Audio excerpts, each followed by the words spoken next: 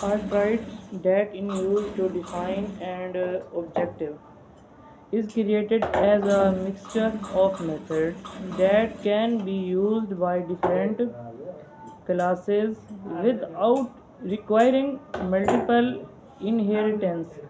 However, there can be outlier wherein two traits have a method with the same name.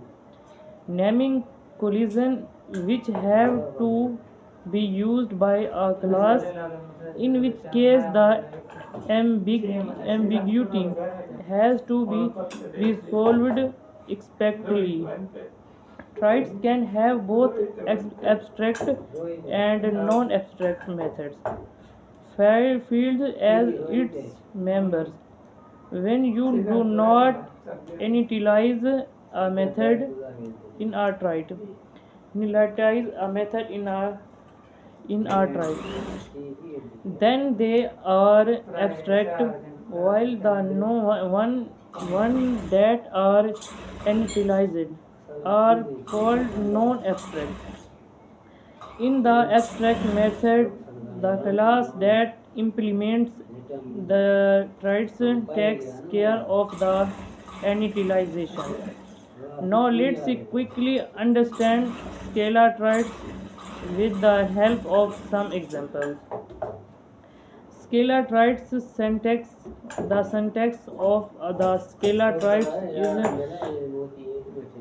is defined by the keyword traits followed by the name of the trait. As you as you as you can see from the above traits definition, a trait named datacom was defined, which has no variable and method defined inside it.